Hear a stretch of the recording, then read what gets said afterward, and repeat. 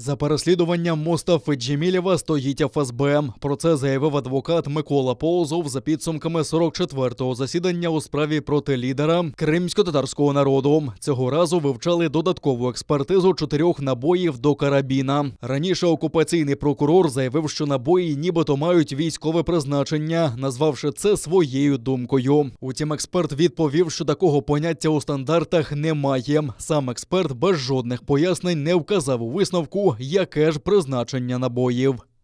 Указывая, что эти патроны не охотничьи, эксперт не сослался на какие-либо нормативные акты и, в принципе, никак не объяснил свое решение, почему они не охотничьи.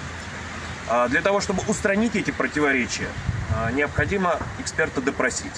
Интересная деталь: из текста экспертизы следует, что патроны представлял в экспертно-криминалистический центр сотрудник ФСБ по фамилии Бушуев, известный по ряду дел в отношении крымских татар.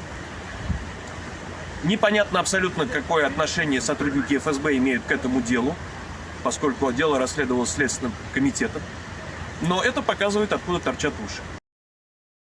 У квітні минулого року окупанти звинуватили Мустафу Джемілєва у недбалому зберіганні вогнепальної зброї, незаконному передбанні та зберіганні боєприпасів, а також у так званому незаконному перетині держкордону Росії. Йдеться про спробу національного лідера кримських татар 3 травня 2014 року потрапити до Криму з Херсонщини. Тоді зустрічати його приїхали тисячі кримських татар, але окупанти його не пропустили.